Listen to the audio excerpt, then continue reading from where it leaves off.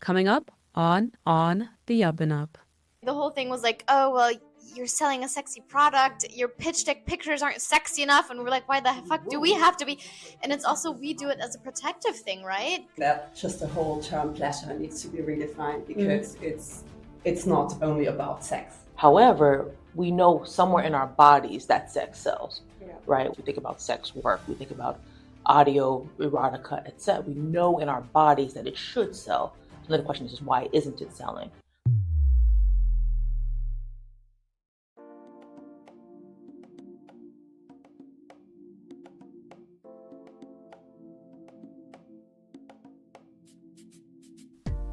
Hey there, risers and thrivers. I'm your host, Janine, and this is On the Up and Up. Here, we've created a safe space to get real, make connections, and share stories that matter. No gatekeeping, no filters, just the truth. Welcome to On the Up and Up. And before we jump into this episode, it would mean the absolute world to me if you could just take a second to like, follow, and subscribe to this podcast on your favorite streaming and social media channels. Also, a huge thank you to our partners at Jane and the Jam, who kindly hosted us for this amazing conversation. Now, to this episode. I'm super excited to introduce you to a very new, very special format that we've just introduced called the Taboo Table. These episodes bring together a group of founders to unpack the often unspoken, sometimes controversial sides of building a business. For example, answering questions like, how much should you really pay yourself as a founder? To topics like today's, which dives into what it's like to build a business in one of the most stigmatized industries out there, pleasure and sex tech. Joining me at the Taboo Table today are four brilliant minds who are not only challenging societal norms, but also creating innovative, empowering products in the space. First guest on this episode is Yasmin, who is the founder of Heyoli. Then we also have Rosanna and Avelina, who are the co-founders of Lube Lab. And last but not least, we have Lex, who is a pleasure researcher and founder of Modality Group. So with that being said, let's dive into the episode. The term pleasure, it's something that's supposed to bring us so much joy, so much satisfaction, and yet we treat it like a dirty little secret, like it's a taboo to enjoy pleasure. So my question is, why does the startup and tech world treat pleasure like it's a taboo? I mean, the question is whose pleasure, right? Like they don't treat men's pleasure this way. Yeah. They get funding, they're able to do what they want to do. ED meds get funding, Viagra gets funding, these things get funding, right? So what is taboo? Taboo is women's pleasure, right? Because women aren't supposed to achieve pleasure. Sex is not about pleasure for women. Sex is about women as a vessel for pleasure for men. And so I think that obviously that is expanding, and we're seeing waves of innovation in that space, and the definition of pleasure is also expanding. But I think in its origin, it wasn't meant for us. Period. I think men are afraid of women that have pleasure. Boom. Because obviously, with sex toys, with the industry expanding and changing, I think there's less and less need for men or for women to be in relationships or to be dependent on men financially or pleasure-wise. If you think about the history, it used to be that it was thought that women also had to orgasm to be able to get pregnant. Mhm. And so it used to be a much bigger thing until I think our friend Freud came along that was like, oh no female orgasm needed for procreation. And then it was Thanks, cut it from the Freud. history Thanks, books. I did not know that actually. Mm. Fascinating. But what I find kind of interesting is because a part of me is a bit shocked that we are still here at this point because it is 2024. I feel like more or less 2025. Oh girl, what? Welcome. I told you my new year started off a little slow, so mine started February 1st.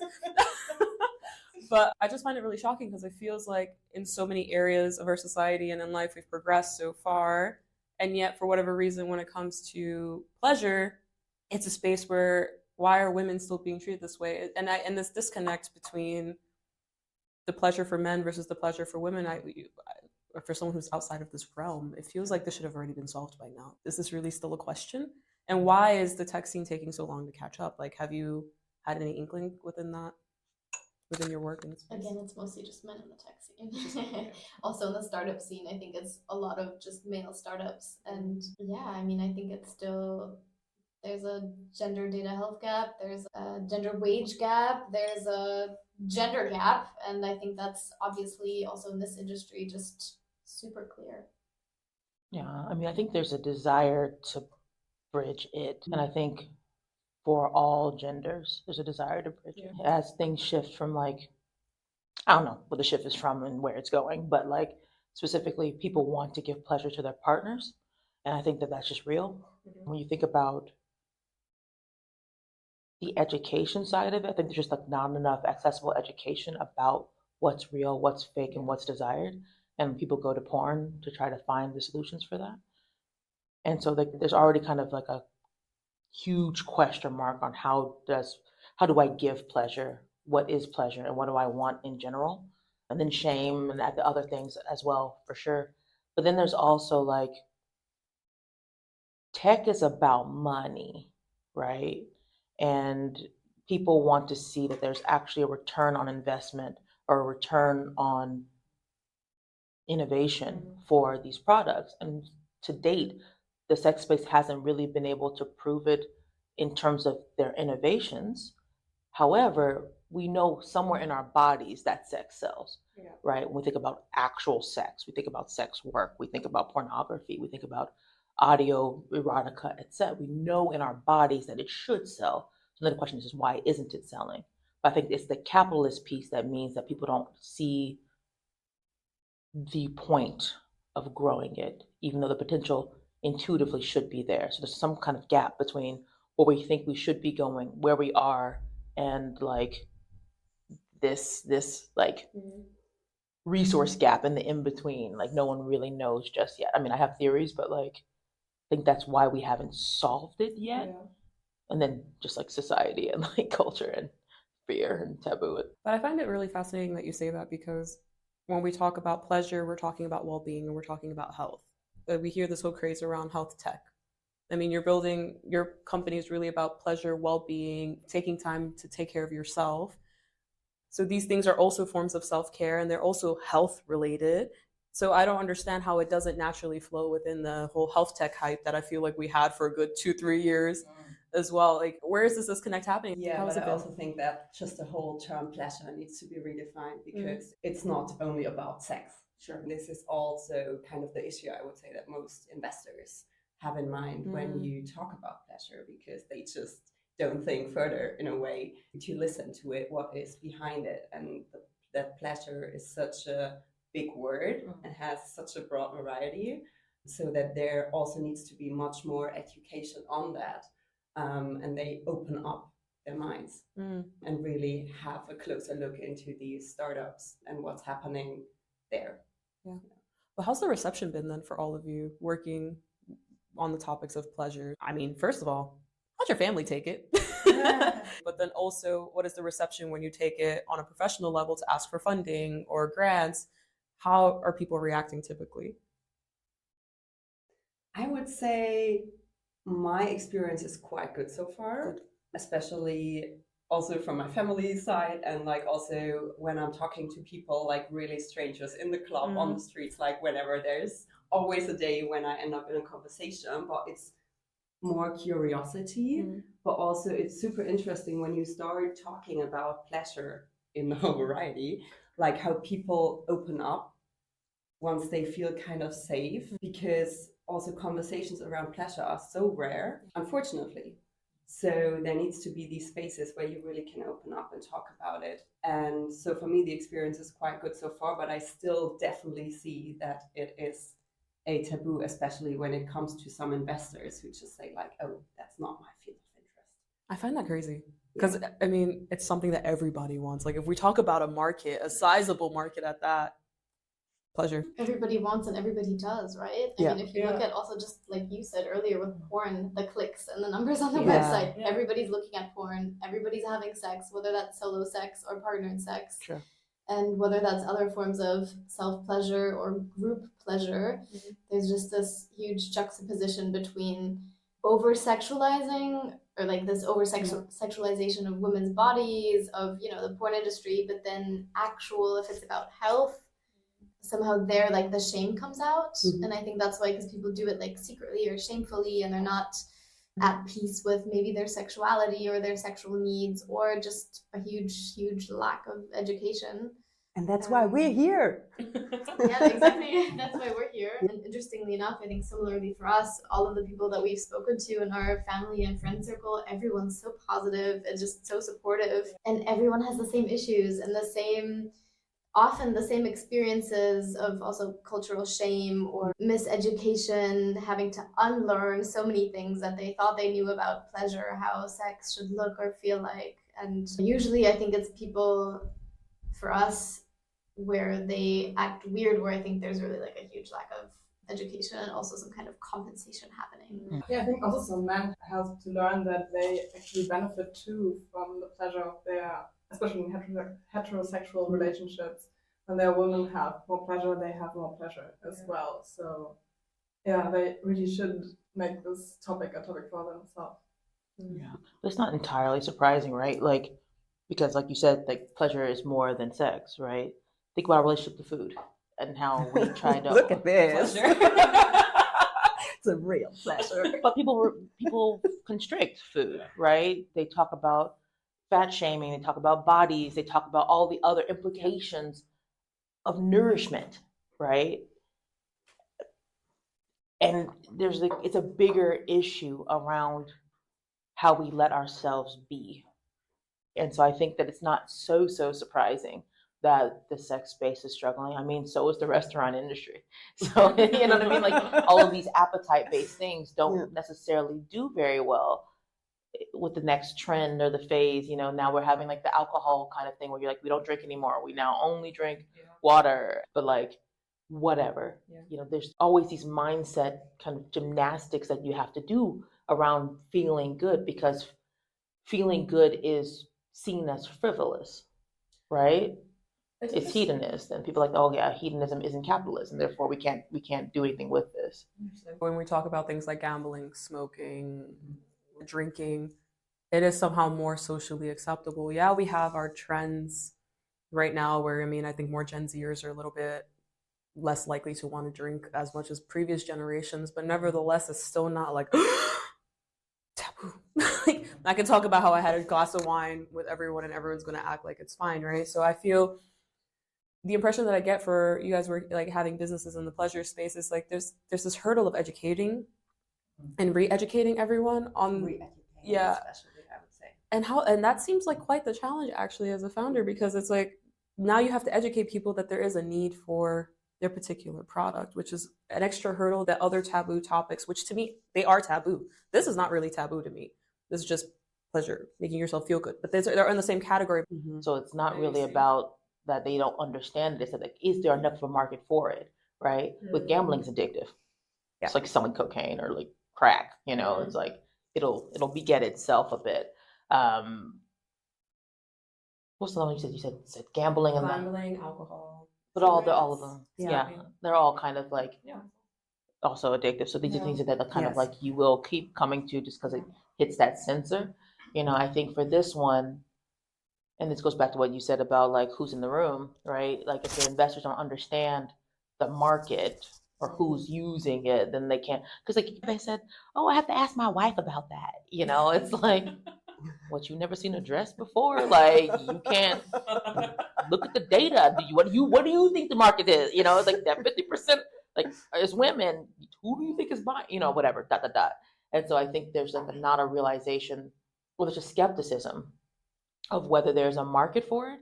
But then also when we talk to investors, so basically I run a data company. We do a pleasure think tank. We talk to investors. We collect data on pretty much everything because I want to own the world of sex data. This is my vision. This is my goal. But when we talk to investors, they say, okay, well, let's say I put money in. Who's investing after me? How do I get my money back? And there's no proof to that. And that's fair. There's no proof to that. So they think, okay, well, I don't know that there's enough people who would buy this because women aren't people. I'm like being a little bit facetious, but like, but, Yeah. I'm like, I'm joking, but not joking. Yeah. Like, there's enough data has come out now that was like,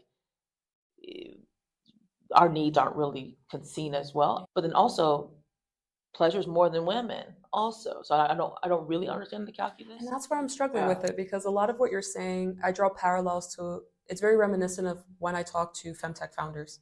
Yeah. It's very reminiscent of that. I think of the episode I had with Dr. Lene Brayboy. We were talking about ovum and fertility.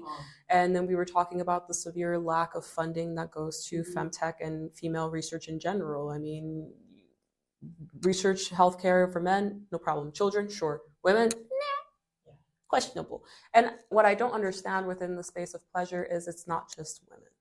But then at the same time, what you're bringing up now is also then the type of product. And so it makes me think, and maybe I'm being a bit too drawing a conclusion on this, but I'm like, is it because you're predominantly focused on women and you are women entrepreneurs that's making this a little bit more challenging? I think it's like a double challenge. That's what I think. I think on the one hand, it's obviously being or identifying as a woman, already being taken less seriously because of it, or to be like, oh, two young women, they look inexperienced, we're not going to take you as seriously. We often say, like, if it was two dudes doing it, they'd just be so ahead. There was this one just preposterous startup idea on Die Höhle der Löwen, which is like the Shark Tank of Germany. And it was called Pinky Gloves. What's the glove? I knew you were going to say the glove. It was the pink glove. How did they end up on there? Two guys doing a product meant to help discard period products, and it's just a so pink yucky. plastic It's glove. a pink That's glove. That's what it was? Yes. So you don't have to touch yourself. You can be even more like distanced from your own body. Because they were disgusted with their girlfriend's periods, therefore. It's just like, wait, and they got money. Yeah. Wait, they actually gave the money on Dead ass. Yeah. Like, yeah, they got a backlash like in the media and so on. Oh man, it People was were a just, like, scandal. outraged. It was a scandal all over LinkedIn, and I Yeah. loved it. So I think on the one hand, it's being women in this underrepresented space, having mostly or more male investors that don't understand the need or less. And then I think also the topic of pleasure and more in the direction of female health and just it being something that isn't as, like you said with the data, it's not as big yet, even though it is something that everybody does. It's not like the tobacco industry or the gambling industry where there's just decades of people being like, oh yeah, this will always be addictive. And I think we do have a weird relationship with pleasure, just like you said with food. It's something that people either overindulge in or restrict. And I think that's something that people have to learn how to, like, you don't have to deserve your pleasure. It's okay to feel pleasure, but it's also not something that'll help you run away maybe from your other issues or do like a dopamine high or just like having like a healthy relationship with pleasure. And I think that's where the education factor comes back in. Fair. I think we focus a lot as well, like so far, on a bit of the taboo aspect and the sort of negative part of it. But I also think there's a real beauty in the fact that you all decided to start something in this space and really work towards redefining it. Hey there, it's me popping in really quickly to ask, what do you think of the episode so far? If you're enjoying it, please be sure to like, comment, and subscribe to On the Up and Up, and also share this episode with anyone that you think would also enjoy it. Now, let's jump back to the episode. So, Lex, you already shared a bit about your motivation for why you joined, like you decided to build and collect data in this space and everything, but I would love to understand what inspired you all to get started in this space, what motivated you to build here, because it's not an easy one. It's already hard enough being a founder. Yeah, I don't think you know it's not going to be easy when you start. Yeah. I think you think it's going to be fine. Like, it's going to be fine. You just jump. You just jump and you just start. And then at one point, you're just in there. You're deep in there. And then you just keep on going. Yeah.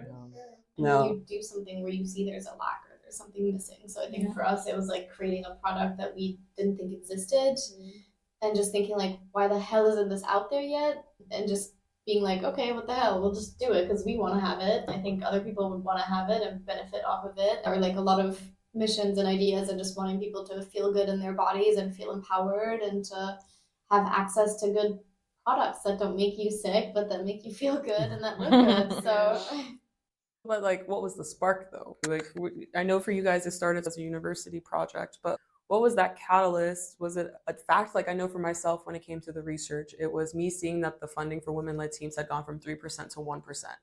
And then I was like, it's not possible that we have every form of diversity as a program available for accelerators and so-called grant programs, but yet the funding still sucks. And then that's kind of where I started the research journey and ended up creating a podcast. So like, was there a specific catalyst to starting in the space? I think I just really like saw that there is also a lack between like the existing well-being routine and like doing meditation and mindfulness and all that hype around it. But in contrast, that there is the self-intimacy and like, sorry, that's not the right word, the intimacy and self-discovery. Self-intimacy. That there is like really a lack of body connection. Because also most people rely on their partner when it comes to sexual pleasure. And I think that was something that I experienced in conversations a lot when talking to people, that it's really like such a shame that we rely on someone else and that we have all the pleasure already in our body, but we just don't take the time to explore it and reconnect to our bodies. So that there is a lot of like meditation apps, and like a lot of people, all gender, meditate, right? And It's proven that it's super effective for your mental well-being, for your overall well-being. And the sexual aspect is just like, it's taboo in a way. It is. And so that's why with Hayoli, where we're really building the product to bridge this gap between the existing well-being routine and intimate self-discovery, that it is for all genders. And it's also so interesting that especially men or people who identify as male, they are really like interested in it. Like I have so many requests already for like, oh, if you do intimate touch audios for male, I would test it. So because there is so much shame, especially about masturbation, and I don't like the word, that's why we're using self-pleasure, but it's like, yeah, for all genders. And this is something that also really keeps me going, just to not build a product only for one gender, because everyone needs more pleasure in their lives, and also to be proud of their pleasure and own their pleasure and not hide it. Yeah, I think that's really beautiful that you say that as well, because I grew up in a pretty religious household and background. So even the topic of pleasure, self-pleasure is such a taboo thing. Like you're like, oh, if I go in that direction, I'm doing something completely wrong. That is not supposed to be done at all whatsoever. And then I'm sure I'm not the only one. So there's many people who have to now unlearn this. And I think it's kind of a shame, because it also leans into the topic of mental health, right? Like if you're not in tune with yourself and how you're feeling, and you can't even help yourself feel better or find ways to find pleasure within yourself, how the hell are you going to expect the partner to do that for you? And that's the problem. Yes, yeah, exactly. That's the big gap. Yeah, I think it's beautiful that you're building it for both men and women. For y'all, how was the catalyst? I think for us, when we were in university, we were both single and dating. And I think we just kind of realized a lot of things about, products that were geared more towards men, or like marketed more towards men, whether that's lube or condoms or generally porn or anything pleasure related. And I think we just realized that like how many products just have really irritating things in there, especially for vaginas. So we definitely, like, our product at Lube Lab is also for everyone, for every gender. But we just realized that most lubricants are just absolutely, they're made by men for men, not for women. And we wanted something that would make women especially feel empowered in their sexual pleasure and well-being, and not have to worry about things, not have to worry about a yeast infection or a UTI or any of that, but to just have something that actually protects their vagina and makes all the good bacteria happy, and also looks nice. So it doesn't have to be something that you hide in a drawer, but it can be something that you leave out on your nightstand and you're proud of it. And your family can come by and think like, oh, is that like a skincare product? I don't know. It's great for your skin. It's great. Absolutely. There's hyaluronic acid in there. Let's go. Put it on your face. Yeah. You got that glow from. That's Lube Lab. No, but I love. Also, you notice that lube, is a very shameful topic still, especially for younger women. And Yeah. a good lube can have a lot of health benefits. It can prevent STIs or infections, and just give you more pleasure. Yeah. But most of the existing lubes have bad ingredients, so it can. So we wanted to create a product with good ingredients, and also to open up the conversation about around lube, and talk about the health benefits and make it a product not to be ashamed of. Yes, That's real. I think that's really all our mission, to really make sure that pleasure is part of the well-being and educate the world around that, because it's time. It's time. Yeah. I feel like I skipped the well-being part though. I wanted to ask about you because I didn't come from the well-being aspect, to be honest. I'm being completely. I think that is a ripple effect. I think in many ways the sex space is over-sanitized pleasure, because it's actually the way you get funding, by being adjacent to healthcare. Because then it's like, oh, ooh, clean, pure, accessible. I'm like, or you could be fucking, and that could be awesome too, and that's cathartic, right? And then like fast forward to like my senior year of college, and I was like, I like sex. And my girlfriend at the time was like, you can just do that. And I was like, interesting. So then, fast forward, I moved to China, and I was like designing sex toys. And I originally wanted to do something that solved like erectile dysfunction or like lubrication issues, etc. Then I started designing paddles that had penetrative parts, because I'm really into form following function. Then I realized I don't have the skill set. I was a Chinese major at Yale, like not useful. And then living in China, I started going to trade shows. Then I started going to trade shows in Shanghai, which are like big health fairs with go-go dancers. Just like, wait, what is this? Wow. Really? Yeah, it's amazing. It's a vibe. It's a total vibe. You'll see like Fun Factory there. All of the big players were there. And this was like 24. No, this would have been 2013. Wow. And then somehow I ended up. We should go to Shanghai. You should go. You should go. The Shanghai Fair is a blast. The Asia Adult Expo is a blast. And so then I started doing that. Then I ended up in business school, and I realized from these kind of like series of events that like people weren't actually making decisions based on data. They're making it based on like how they saw anatomy functioning. So it's like, this goes like this, and therefore we build toys and products based on that, which is like creative. Hey, So then in business school, I went to business school in Malaysia and decided to start data company. I felt like, okay, there needs to be more data for actual people's bodies and their actual needs to develop products that aren't existing already, that go beyond anatomy, right? And then somewhere in that time, I started researching sex work in Thailand and Vietnam and Malaysia with trans people, and sex work with human trafficking and sex work in Vietnam with like this like empowerment organization in Thailand. And then I realized, okay, so sex cuts both ways, right? So then the mission became, how do you amplify consensual sexual pleasure while reducing sex involved harm? And then we found a modality, and because data is the currency for empowerment, or for at least for education. And so if we can fuel companies building the cool shit, then we can just kind of be the kind of infrastructure layer for all sex business. So that's a meandering like.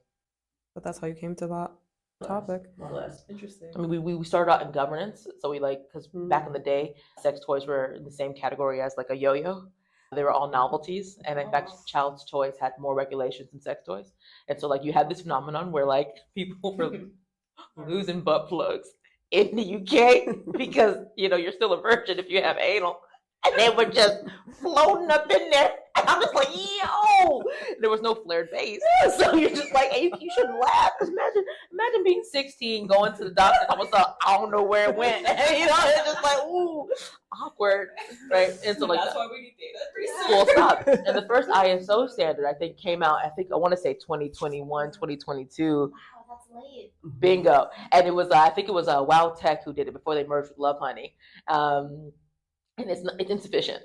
It's insufficient. And anyone else who's trying to reach standards, they're doing this weird kind of Frankenstein ISO, like Jenga kind of situation, where like Mystery Vibe, for example, I think uses like 5 or 6 ISO standards for mechanics, for healthcare, for body safety, and they're trying to like prove that they're doing the thing, but like the sex ISO standard There should be many. There should be one for lube. Yeah. There should be one for this. And I think there are some that you can like spin.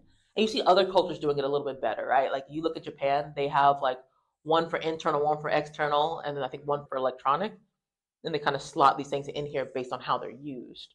But there's so much space. So like eventually maybe we'll get back into governance. That's where we started. But like it's a fucking green space. Yeah. I was gonna say it seems like a blue ocean, to be honest. That's like, the actual phrase. Yeah, that's the I got you. Thank you. Like you read the book. I mean, Education. but no, I think that's it's really interesting because it's such a blue ocean opportunity, and also one of the reasons why I wanted to bring all of you here to have this conversation is because listeners of the podcast have asked me. They're like interested in building companies within the space, but they don't really know other people doing it. They're a little hesitant to get started. And so my question to all of you, like, it's great to know kind of what the catalyst was and what brought you to it, but what was the experience like with getting started? No. All right. Well, that says a lot. All right. Well, anyone else want to get started? We'll come back to We you. can start. I think, I mean, we got lucky that we got into a startup accelerator relatively quickly out of university, and we got to try our entire idea within a safe university space. Get a lot of feedback. We could ask our professors about what they thought and test a lot of stuff, do some research, and it was all within our degree, so it felt very safe. And then getting into like an accelerator right out of that really helped because we got some funding. We could actually work on the stuff, get the input, get mentors. I think that was one of our most valuable things, is to have people to bounce ideas on, whether that's friends, family, other people in the startup industry. My family, Rosanna's family, like all of our families has got involved. Like all of us, like we had, whether that's like partners or dads or grandparents or godparents that were like our interns almost, like working with us, for us, kind of, that we could test pitch in front of. Sweet. I love that. And I think it takes a village, at least for us, and just a lot of good friends and family that also believe in it as much as you do. So I think that's my 2 cents. Get some mentors, get some friends, talk to them about it, and go for it if you can. For sure. So what was your experience like getting started in the space? I think for me it was quite interesting because I also don't have a business background. I'm also coming more from the communications, creative part, marketing part. And for me it was, I also went to an accelerator, which I think is a great experience in the beginning. But I think also it takes time once you start your business, what people's advice you listen to as well. Like it was super interesting for me to experience, especially, I could not even say like male people gave me other advice than female, because it really depends on the people. Yeah. But yeah, there were some like interesting recommendations, especially how to position Hayoli. Like, okay, you have to push it more into the porn industry, like you're replacing porn. And I'm just like, no, Hayoli's not replacing porn. I'm not like taking that. Yeah. I mean, what are we talking about? Yeah. Or that you really get like pushed into one direction. Oh, you're femtech. No, it's not a femtech business. Like, to really be clear about the vision. So this was for me kind of a big step to also really go back and trust my gut feeling and be that strong to also say, okay, thank you for giving me the advice. And then like, let's decide if I take it or not. But on the other hand, it's really about like believing in the vision. But of course, also hear the advice from the close circle, or also from strangers who also give great advice. But it takes a lot of courage. Yeah, 100%. For sure. And it's a super huge privilege to be able to build something, especially in Germany, where I would still say there is sometimes not that much support. Sure. Facts. Yeah, that's a whole other podcast episode. Yeah. I'm going to throw it back to you, because when I asked the question initially, what was your experience like getting started? You kind of had a visceral reaction. So what was your experience like getting started? Because it's sex tech, right? And so I started so long ago Originally, we didn't want to launch immediately. And so I was interviewing at a male pleasure company that I love in Japan, that I've loved for years, called Tanga. Fast forward a bit, I didn't get the job after 2 interviews and being flown out to Japan and blah, blah, blah, blah. But they asked us to maybe do their market research for something or another. And so we quickly put the company together and started preparing to do the research. And then we went with a Japanese company. And so it just was like, okay, false start. All right, it's fine. So then we launched our company. And then, so it was a series of false starts, a series of pivoting, a series of explorations, a series of interviews, trying to understand who we're actually doing. And honestly, we're still figuring it out. We started officially end of 2019, December 2019, got some clients, got proof of concept, tried to go the investor route. And this is kind of like where I'm getting at is like, we can't think like the normal players. Not necessarily, but like you have to kind of like just keep hustling. And so it's like, I don't know. But for how long? It's exhausting Yes. at one point. Yes. Because everyone says it's not a sprint, it's a marathon. We know it's a marathon. But for how long do you keep that energy going? Like for you, honestly, I'm curious because you've been up to this since 2019. Like, where are you getting the vigor and the energy? You tap out and you tap back in if you want to. You don't have to go straight. And people always think, oh yeah, I can't fail, rest. I quit for like 2 years, got a job at a blockchain company, got 80K, and this was like, oh, I'm going to live the life, and the job was so easy. I said, oh my God. Like, and for me, that's the privilege. The privilege is being able to go back into corporate. Because most people can't go both directions. Like you quit, and it's like, oh well, now I don't have now I have a gap on my CV. I quit, and I was like, oh well, I am privileged, and I know I'm privileged. So like we could talk about that on the other podcast. Yeah. But like I quit modality, let it rest, let it marinate. Went and got new skills, new connections, new money, new vigor. Then I was like, okay. But at the same time, I'm asking questions. How can I apply blockchain to sex research? I was talking to them, just, understanding identity solutions and how can we do like, pseudo-anonymous stuff online. So like, then I stopped and I said, okay, I think I'm rested. All right, press play. Okay, try again. Then I burnt out again. And then I press play, press pause. So it's just like, for me, the mission still makes sense. And if it ever stops making sense, well, then it stops being. But it's like, so the mission is just so strong within you. For me now, but it may not always be. Fair. Because I'm exhausted, right?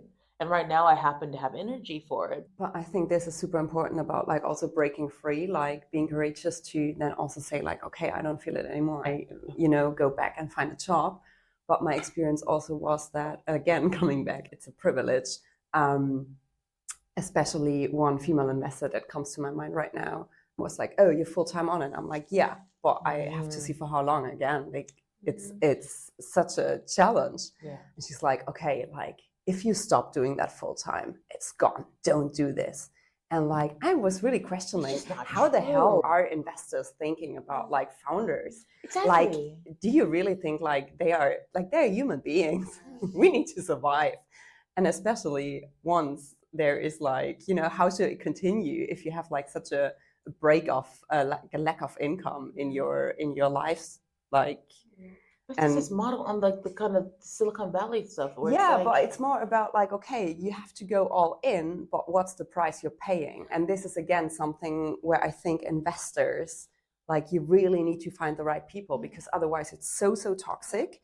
And again, have the privilege, best case, to choose who gets on your cap table, because you don't want these people on your cap table. Especially when you're building such a product that is so deeply personal and like so important, where you really have this big mission and vision.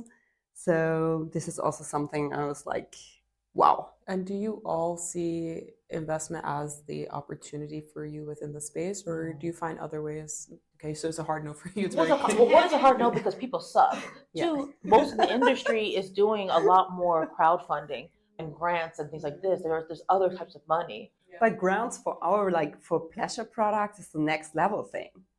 To be honest, like, where do you? If you've had one grant, you don't get another one. So like us, for example, after one accelerator, you're done for. But if we're talking beyond like an accelerator, like, sorry, you cannot live from that. No. Like, that's the next big problem. And that's why I'm saying like there's so many grants like for you know, lots of lots of other industries and topics. But when it comes to pleasure, well-being, whatever it is, there is no grants. If you're not deep tech, if you're not like, it's, what do we have?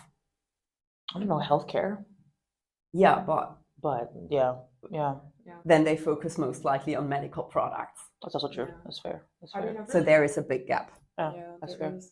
I mean, I've really come to the conclusion, I mean, I work, my company's in the children's space, so obviously not the same, but we often get boxed into the DEI. You guys are a cute DEI topic. It's so sweet that you work on children's books. It was so good. It's so nice. And that's all, And like literacy, the fact that the illiteracy rates are dropping globally. In Germany, 25% of fourth year students can't read properly. But hey, it's nice that you do that. And I've really come to the conclusion now where I'm like, we get investment, fantastic. If we don't, my main mission now is just to make sure that the company gets revenue by any means necessary. So these are the things where I think for us in that space is not the same area, but it's just like, you know what? How do I get money quickly? And I'm bothering my team like a mad person now. Like, we need to start getting revenue. Like, that's what it is now, because I'm just like, I'm kind of over this whole VC investment thing. Yeah. Not necessarily. And I think for like what you're building, and I feel like for what you're building, for example, it's a database, is a technical infrastructure. I'm chilling. I decided I'm not caring anymore. I like, if I don't know back, like I took the part about the enjoy your thing. I take that seriously. Yeah. And I'm like, well, I shall. You know, it's like, so then I grossly pared down, you know, what we're doing. And because really, why do you need money? It's speed, right?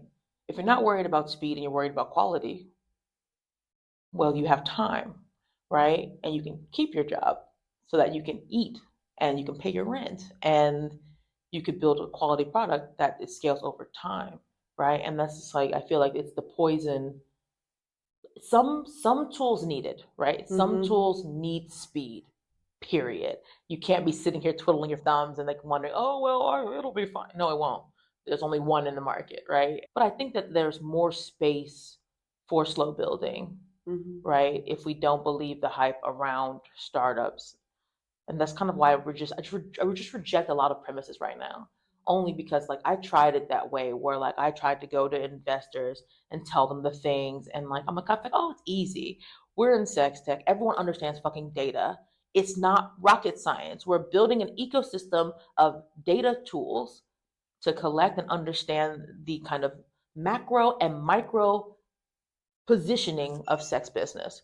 So whether it be for governments looking at macro trends across countries, or from the individual user trying to figure out what the fuck they want to put on their body today, we will have it. Give me money. We need money. They're like, oh, well, consulting. That's a weird way to start because we wanted to get money in. Consulting's easy. You just sell someone a dream, you make a presentation, and you can sell magic, and then people pay you money. Careful, the MBBs are about to get you. The McKinsey pays and BCGs. I said what I said. Half my friend group went to BCG and McKinsey right out of college, and they all, it's a scam. It's a fucking scam, right? So you do that, and Podcast is getting canceled. you know, come get me, bro. Like, I don't even care, you know? You want my email address, you got my phone number, come at me, right? So like, you know, then I'm like, oh, well, consulting, you can't do that. I'm like, but you say cash flow. So we're using this as an input to do a proof of concept. Consulting is not scalable. Not scalable. Even though we're building a database that will eventually use machine learning to give recommendations for products to other people, then there's an affiliate marketing play right there built into the. No, we don't understand. I said, okay, because you're an idiot. This is like, You can touch this for a while. you must be a dumbass because you see this diagram you want me. I've been breaking out the whiteboard, be super excited. I had all the, you know, the energy. Like, you know, you would think I was 85 now. I used to look cute like this one. Now I'm fucking aging. I was like, I mean, literally, beginning of last year, I said, you know what? What if I didn't care anymore? What if I didn't make people feel comfortable? What if I just said, you know what? This ain't for you. You don't understand. You're illiterate. you need this product so you can read a fucking book. So once you understand how to read a business plan, we can come back and have a conversation. So now we're like, okay, look, we'll build a HBR, so a Harvard Business Review for sex tech. So we're building our magazine. Slowly we'll write things. We'll build our database. Slowly it'll grow. We'll build some AI because obviously, and then it'll slowly become a thing. And on the positive side, I'm meeting a lot of more angel investors, right? And so the way a lot of companies that I follow do business in this space is through angels. Recently, pro tip that I got for this is to look at family offices. I'd never thought to do that.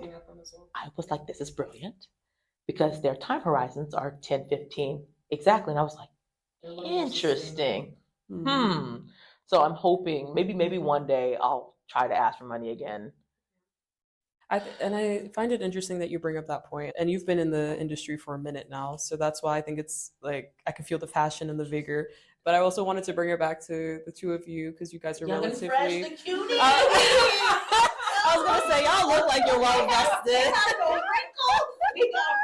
I'm like they look like they sleep 8 hours a night. Like they don't look like they get hangovers. So I wanted to understand from your perspective, do you feel like that is the case as well, as if, okay, go look for alternative means of funding, or how does that look on your, or just get revenue in at this point, or what do you feel? I think we've also had such a journey with it. Wow. I loved all of your points. I'm going to take notes later. We had the weirdest investor meeting just a while ago where it was also someone that didn't understand the vision, wanted us to change everything, wanted us to be sexier because she was like... The sexualization in this space is fucking wild, hey? Really? They wanted you to be sexier. Yeah. That was like the whole thing was like, oh, well, you're selling a sexy product. Your pitch deck pictures aren't sexy enough. And we're like, why the fuck do we have to be? And it's also, we do it as a protective thing, right? To not attract the weird investors. And we have attracted some weird investors just through the product. But I think, yeah, now we're at a point where we're educating ourselves a little bit about like credits and loans. We did apply for some like business plan. It was like a competition where you can win some money as well. Okay. But also I think, yeah, our main goal is to make revenue as quickly as possible and keep talking to angel investors. I think there's a couple mentors that are checking us out or looking to see where it goes, and I think maybe would step in at some point.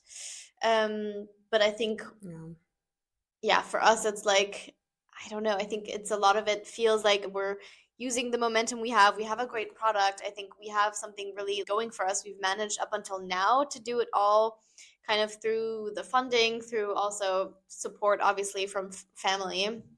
And then we're like, okay, I don't want somebody stepping in now that's going to tell me what to do if we've come so far.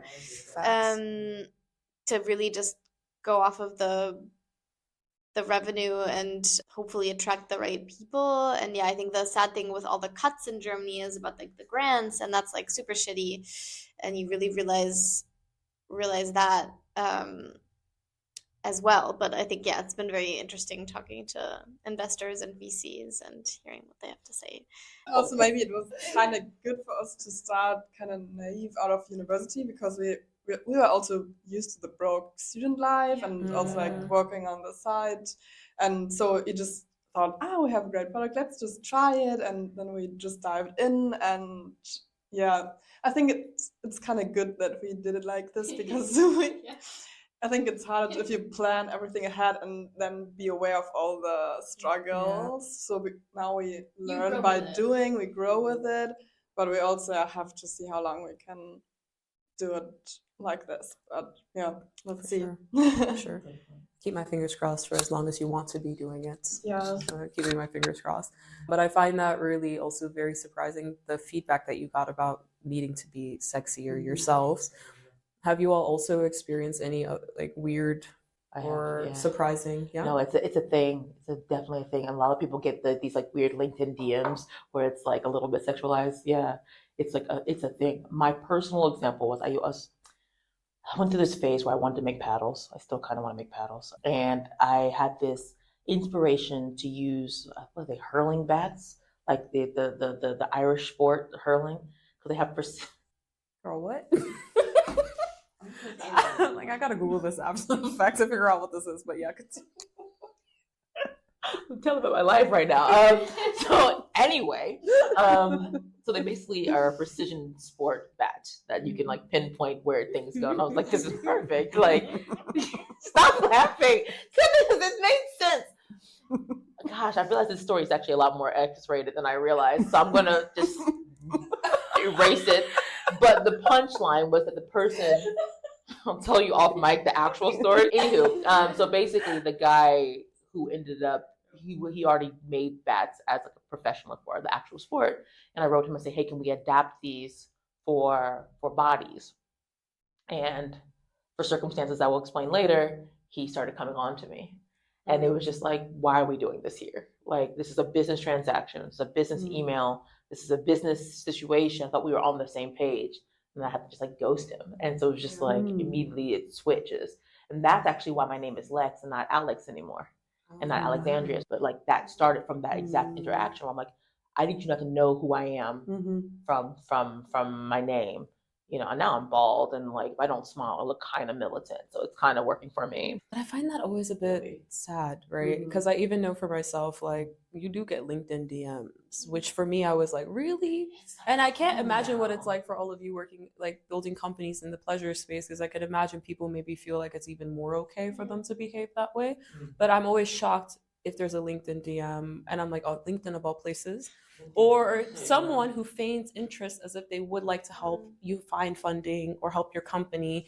Then you come to find out not too long after he has an ulterior motive. And I'm just like, and this is a shame because it's changed my behavior completely in like work environments and interacting with men in general and how I like, for example, because I know I can be cutesier when I speak in German because I'm a little bit more shy and I'm not as comfortable. So I'm really like sweet when I speak German. Business, I don't speak German now, period. Because I know I can be a lot crasser, harder, stronger in English and I get more respect. And then I'm not nice. I don't do small talk anymore with some people because I just don't feel comfortable because I've had enough experiences now where if I'm too friendly, somehow it's no longer about business. It becomes about getting to know each other. What if you didn't change? And I told you this is my whole thought exercise for the year. But what if you didn't? And like build up a different way of doing things. I think I've been in it for so long now that I would probably have to relearn how to just be myself again. And that's where I would love to like understand also for your experiences. Have you had similar experiences yourself or have you been okay? Honestly, did not have any experience like that so far, luckily. I think, I also really, or I'm convinced that I'm the right person to talk about Hey Yoli and about like our It's My Pleasure slogan and so on, and to really make people also comfortable talking with me about it. And it's one thing I notice is I super spontaneously decide how to talk about Hey Yoli or address a topic depending on the person I talk to. And it's so surprisingly how these conversations end up then. But so far, I'm very grateful that I only had like good experiences. And also like, like a lot of support when it comes to, like, that's great. I haven't heard about that yet. Like, oh yeah, that's so much needed and so on. I mean, that's another topic because everyone's just like, yeah. Yeah, and they don't give you even money. Just like, move on, do it. Don't get me started. Come on, make a move. Yeah. But at least, at least for me, it's more about like, great, now you've heard about Hey Yoli, now you've heard about like pleasure can be so much more than having or reaching a goal. Sure. And this already like satisfies me in a way of like, yes, great, keep on going. Yeah. That's so good. That makes me really happy to hear because it does feel like, okay, there's hope, there's a shift happening, it's getting better. So that's also really refreshing to hear. And was there anything you guys wanted to add as well? Yeah. All right. So just to start positive, we also mostly 90% of the time have positive feedback. Mm-hmm. And also we're often very surprised by the amount of support we often get from men. Mm-hmm. Not in a sexual or not in a weird way, but often sometimes we feel like it's even in like a female founder space where there's more of like, oh, there's not enough space at the table, so people aren't nice to you. That's a whole other topic, yeah. And it's often women that are the ones that are doubting you, or that are the ones that are like, oh, well, I'm also in this space, like, or like, there's a lot of like that in there as well. So there has been a lot of very great support from men. but there's also been some weird conversations. And I think we often get asked about our very personal motivations and our personal experiences, why we needed to that product, and how much do we use it, and how much like use cases like, oh well, how much lube is it for like one time, like for you personally. Like it's always like, I don't think you'd be asking a tech founder like all of these personal motivation questions. I just don't think you would. Why did you decide to build this SaaS product? Exactly. And, why are you like, doing What's your personal? yeah. Yeah. I think we've had a couple of weird experiences in that sense, unfortunately, but I think it's bound to happen. But we've learned from it, and I think we've just needed to like learn some like cool like comeback slogans or sentences on how to like stop someone in their tracks to do it.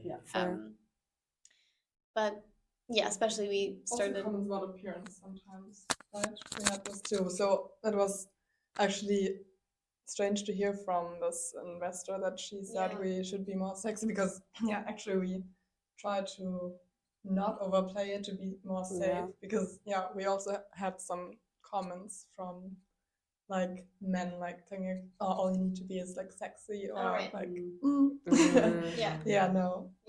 so maybe just obviously we want to come off as especially professional, even though obviously we also have everyone has their sexual side. So I think it's something that we're learning, how to be your personal self, and you can be a sexual being and you can still be a professional boss ass woman. But just having this obviously for us as like a protective sheath to be like, okay, I don't want any comments about, especially from males, just being like, oh, thinking that like, oh, you must be maybe like nymphos if you do something like that, or exactly saying like, oh, your product will do fine, your company will do fine just because, I mean, you're a sexy woman, you can do it. And then you have other people that are like, oh, well, sex sells, you should like bring it to the like on the nose, be super sexy, and that's how you get it. And it's just, that's exhausting, that whole conversation, because I think in other spaces, I think you don't have that. For sure. But what I do want to like, because we're getting towards the end of the conversation now as well, is ending it on a positive note. And one of the things that was really positive to me about starting and building is just also how open everyone is to helping you and like giving advice. And for the most part, if anyone I've asked for a coffee chat to talk quickly, 15 minutes, pitch deck run through, give me ideas, has been super open. That's been a really positive experience. And so I would always say to anyone who wants to start their own company, literally just start and ask everyone. Don't hide your secret. Just put it out there so everyone talks. I wanted to ask each of you as well, what for any founder, like I said, the people who have asked about this episode, who's aspiring to build a company within the space, what would you say to them? What's one thing that's positive that stood out to you? As you wish. I think really everyone's willing to help. And I think if you ask anyone, hey, like I have this idea, I have this question, I think you're amazing, I'd love to hear your insights, pretty much no one says no, because it also strokes their ego so they feel good afterwards as well. And I think like if you have something and you believe in it, you're going to find ways to make it happen. I think all of us are finding ways to make it happen. And it can be such a loving community. I think we've also started like doing educational events and like invited speakers and have this open, safe discussion space. And like every time afterwards, I want to cry happy tears because I'm like, wow, like everyone wants to share and wants to know and is here for the education and is here for it. And I think that's just something that if you're doing something good, people will know it and feel it and want to help you. Yeah. And I think also you learn by doing. You don't have to be perfect and to just start. You learn by doing. Just start and you will learn. 100%. No need to plan excessively. Agreed. Yeah. And also don't be afraid to make mistakes because they happen. And you also just grow if you make the mistakes. And you'll be much stronger after. And I think the whole ride is such a great experience. But again, you need to be also quite strong and take care of yourself. I think this is super, super important. It's so funny, I always say, because with Heyoli building a well-being company, but it is also, of course, sometimes super challenging. But I think taking care of yourself is super important during building a startup. Yeah, +1. Definitely exercise, eat right. Yeah, and figure out what is important for you. Just make sure that you're good. Yeah. for sure, yeah. Then I'll go to practical stuff. If you're looking to enter the sex space, probably one of the resources you should go to is obviously Sex Tech School with Brian Nicole. She also has the Sex Tech newsletter where she curates jobs across the space. But the newsletter covers like latest news that is happening in the space, different players in the space who are looking for new hires, da da da da. Sex Tech School she also runs, which is a basically, I would call it a pre-accelerator. It's good resources to get kind of to test if you actually want to do it, if you're not entirely sure. And yeah, so check that out. Here in Europe, Monique, I forget her last name. Oh, she's amazing. And she does a sex tech mixer, and then I think she's doing like this Come Together collective or something like this. Cool. And she runs. I mean, she's. You're grabbing your phone. Yeah, I can actually intro you to these people. We are physically in the same space. I will do the connect. Yeah, she's awesome. She's building a community across Europe, which is really interesting. Go to trade shows and just have a look around. You will be shocked by how much opportunity there is there because it's not there yet. So yeah, those are my practical industry tools. That was amazing. That's really helpful, and I'm so grateful. Thank you all so much for joining me, dealing with the mishap with the tech in the beginning, being so open, and like this was really fun. So thank you for being my first Founders Roundtable and joining me as well. Thank you. It was a pleasure. It was a pleasure. Yes. I love this. Well, there you have it, folks. That's the episode, and I hope you enjoyed listening to it just about as much as I enjoyed having this conversation with these outstanding women who are transforming an industry. And as you heard in the episode, if you're interested in building a company in this space, go for it. There are a ton of opportunities, resources, and an amazing supportive community who are happy to back you up. And with that being said, be sure to like, follow, subscribe to On the Up and Up. And as always, I'll be back with another episode very soon. So until then, onwards and upwards, y'all, and I'll speak to you soon.